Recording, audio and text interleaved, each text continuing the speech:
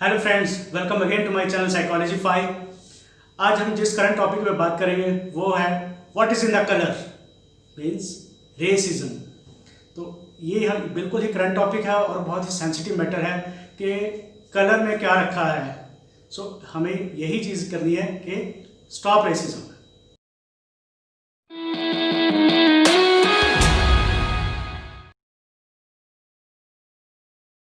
यह कहानी शुरू हुई 25 मई 2020 को। ये डिबेट शुरू हुई। क्या डिबेट शुरू हुई? वो है जॉर्ज फ्लॉयड के बारे में। आप सब लोग जानते होंगे जॉर्ज फ्लॉयड, जिसको 25 मई 2020 को एक अमेरिकन गोरे ने मार डाला था, जिसका नाम था डेरेक चौबिन।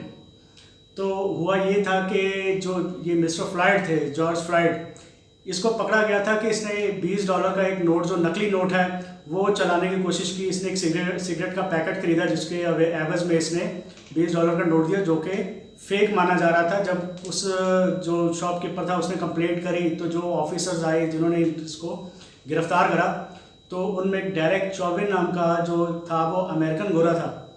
तो पंगा यही था कि जो ये जॉर्ज फ्लॉयड था, ये था एक अफ्रीकी अमेरिकन।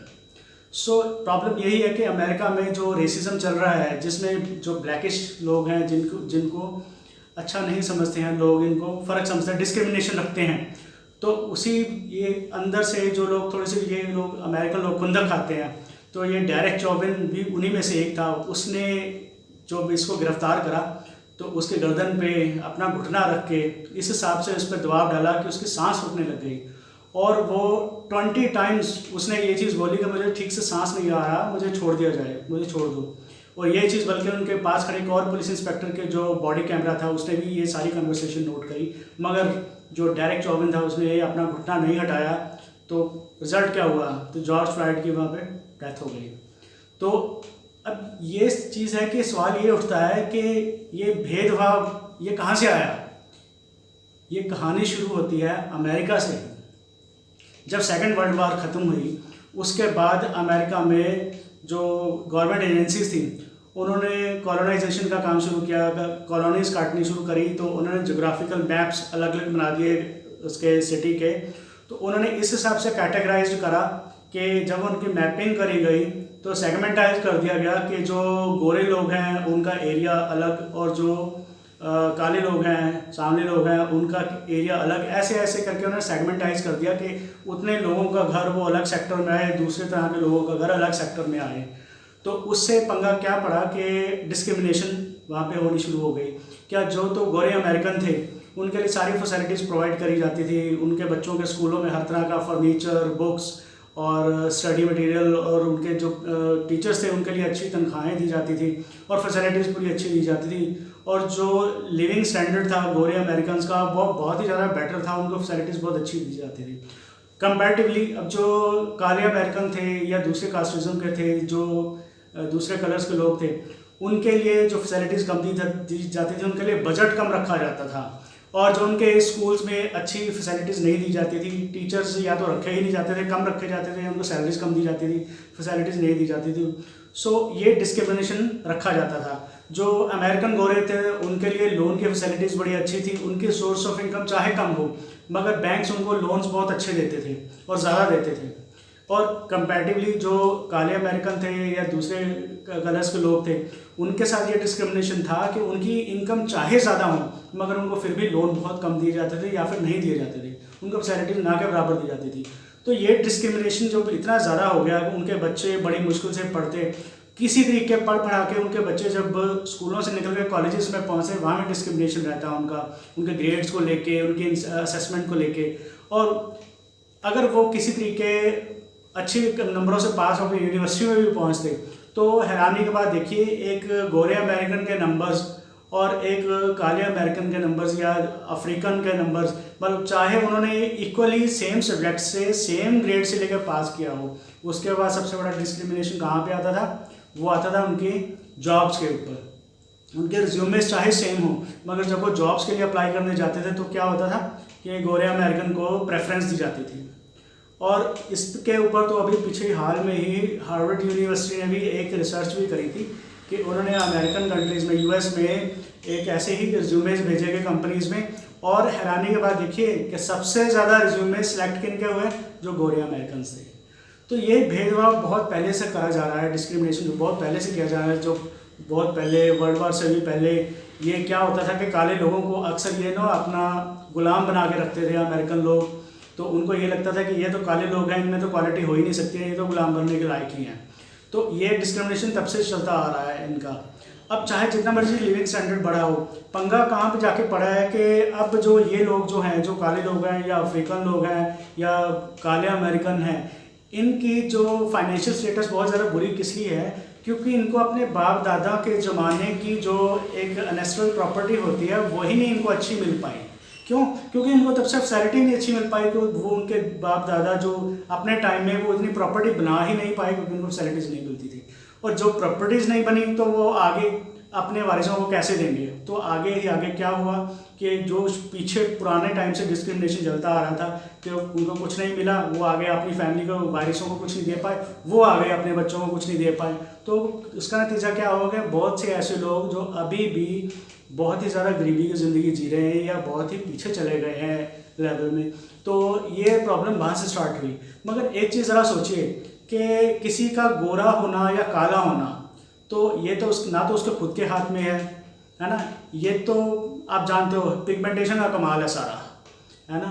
तो ये तो या आप कह लो जोग्राफिकल है, जो बंदा जहाँ पे रह रहा है, अमेरिका में रह रहा है, अफ्रीका में रह रहा है, इंडिया में रह रहा है, ठीक है, सबका स्किन कलर, स्किन टोन अलग अलग होगा, मगर इससे ना कभी किसी के टैलेंट पे फ़र्क पड़ता है, ना किसी की कैपेबिलिटी पे फ़र्क पड़ता है। तो ये चीज़ें तो है ही नहीं है जो ये रिप्रेजेंट करी जाती हैं। मगर ये चीज़ सिर्फ एक अमेरिका की नहीं है, इंडिया में भी डिस्क्रिमिनेशन है बहुत, और मैं बहुत ज़्यादा हैरान हूँ और ये सोचता हूँ कि इंडिया में ये सब क्यों है। देखो, सबसे ज़्यादा धर्म इंडिया में पाए जाते हैं, ठीक है ना। तो हम इंडियंस ऐसे लोग हैं जो हर धर्म के बंदे को रिस्पेक्ट देते हैं, चाहे वो हिंदू हो, सिख हो, मुस्लिम हो, ईसाई हो, पारसी हो, अफ्रीकन हो, अमेरिकन हो, कोई हो, तो हम सबको रिस्पेक्ट देते हैं। मगर हम यहाँ पे इंडिया में भी फ़र्कबाजी देखने को मिलती है, डिस्क्रिमिनेशन देखने को मिलता है। जानिए कैसे? देखिए ना, कितने सारे एड्स टीवी में आते हैं स्किन कलर को फेयर करने के लिए, है ना। तो किस लिए आ रहे हैं वो? मतलब सीधी सी बात है, सबको ये लग रहा है कि हम गोरे हो जाएंगे, शायद हमें कैपेबिलिटी आ जाएगी, हम बहुत सुंदर दिखेंगे। अरे सुंदरता तो आँखों में होती है ना। तो इसका कलर से कोई लेना देना नहीं है। तो हम ये डिस्क्रिमिनेशन क्यों रखते हैं? जो जैसा है वैसा ठीक है, बदलना क्यों है? बदलना क्यों है? जैसा जो है वो ठीक है। अब वैसे तो वेद पुराणों में भी कहा गया है, श्री कृष्ण जी जो श्याम वर्ण के थे, श्री राम जी श्याम वर्ण के थे। जब भगवान ने यहाँ पे कोई भेदभाव नहीं रखा जाता रंगों का, तो हम भेदभाव रखते हैं कि वो लड़की सुंदर नहीं है, वो लड़की काली है, सांवली क्यों है, वो गोरी क्यों नहीं है, या वो लड़का सांवला क्यों है। बहुत से सेलिब्रिटीज़ करते हैं इस चीज़ का ऐड करते हैं, चाहे वो मर्दों की गोरा रंग करने की या हैंडसम करने वाली क्रीम हो, चाहे वो लड़कियों के लिए फेयरनेस क्रीम हो। ये सारा का सारा जो है ये ढोंग है, इससे कुछ नहीं होने वाला है। इस चीज़ पे ध्यान होना भी नहीं चाहिए। और ऑन द अदर हैंड असल में क्या है कि कुछ इंडियंस की ना मेंटालिटी भी ऐसी हो गई है। मैं आपको बताता हूँ इसका एक बहुत तगड़ा एग्जांपल। अभी इंडिया में भी ऐसे 2-3 इंसिडेंट हुए कि क्या हुआ कि ड्रग पैडलिंग के जुर्म में तो 1-2 नाइजीरिया के लोग या अफ्रीका के लोग पकड़े गए। तो उन्होंने एक मेंटालिटी बना ली कि नाइजीरियन या अफ्रीकन तो होते ही ड्रग पैडलर हैं। अरे कसूर एक बंदे का, आप पूरी कम्युनिटी को दोष कैसे दे सकते हो? ठीक है, तो आप उनको भी डिस्क्रिमिनेशन से वो भरी नज़रों से देखते हो। क्या करते हो? अरे यार वो तो हबशी है, वो तो निग्रो है, वो तो ये, व्हाट इज़ दिस? वो ठीक है यार, वो जिस कंट्री में रहता है जहाँ पे वो सब वो उस रंग के रहते हैं, तो क्या हो गया उसमें? फिर क्या हो गया? हम यहाँ रहते हैं, हाँ, सब अलग अलग रंगों के हमारे स्किन कलर्स हैं, तो हम तो कभी एक दूसरे को डिस्क्रिमिनेट नहीं करते हैं। ऐसा ये एक ना लोगों ने अपनी जो एक मेंटालिटी बना रखी होती है ना, कि जैसे वो ये फलां कास्ट का है तो ये तो आतंकवादी है जी, ये फलां कास्ट का है जी, अरे ये तो यार बहुत अच्छा क्रिकेटर है जी। मतलब ये सब चीज़ें ना हमने अपने अंदर दिमाग की उपज बना रखी है, अपने की मेंटालिटी बना रखी है, हमारे दिमाग की सोच बना रखी है कि वो ऐसा है तो वो कम्युनिटी ऐसी है तो वो तो ऐसे होंगे। अरे लाइफ में हर एक तरह के बंदे मिलते हैं, अच्छे भी मिलते हैं, गलत भी मिलते हैं। आप किसी एक गलत बंदे के पीछे पूरी कम्युनिटी को दोष नहीं दे सकते हो। और इसमें कलर का तो कोई सवाल ही नहीं उठता, तो फिर ये रेसिज्म क्यों? सबसे पहले हमें अपनी मेंटालिटी बदलनी पड़ेगी और अपने परिवार की। क्यों ये सब चीज़ें बच्चे कहाँ से सीखते हैं? ये बच्चे सीखते हैं सबसे पहले अपने एनवायरनमेंट में, अपने पेरेंट्स से, अपने रिलेटिव्स से। तो जो रिलेटिव्स हैं, वो पेरेंट्स हैं, वो अपने बच्चों को बताते हैं, जब दिखाते हैं वो देखो वो बंदा ऐसा है, वो ऐसा है, वो ये है, इस कम्युनिटी का तो ऐसा होगा, इस कम्युनिटी का तो ऐसा होगा। अरे ये सब चीज़ें बुलशिट हैं। ऐसी चीज़ें तो बच्चों के दिमाग में भरनी ही नहीं चाहिए। अरे भरना है, अच्छे संस्कार भरिए, अच्छे उनमें एटीट्यूड भरिए, अच्छा एटीट्यूड भरिए, एक अच्छी ऑनेस्टी भरिए कि बच्चे को जीने का एक अच्छा सा ढंग आ सके और बच्चा वो एनालाइज कर सके हर एक चीज़ को और वो दिमाग से सोचे। बच्चों पे थोपना नहीं है हमने किसी को कि यार किसी का ब्रेन वॉश कर दो कि ये है, ये वो है, नहीं। तो सबसे पहले हमें अपने आप को बदलना होगा, अपने सराउंडिंग को, फिर ही हम बदल पाएंगे। उसके बाद हम अपने बच्चों में, अपने सराउंडिंग में, अपने फ्रेंड्स में, सब में अच्छी चीज़ें और पॉजिटिव चीज़ें भरें। और हम आफ्टर ऑल, चाहे इंडियंस हैं, चाहे अमेरिकन, चाहे अफ्रीकन हैं, हम सभी आपस में भाई हैं। सो फ्रेंड्स, आखिर में मैं एक ही बात कहना चाहूँगा आप सबसे। Although we hail from different lands, we share one earth, sky and sun. Remember friends, the world is one. The world is one.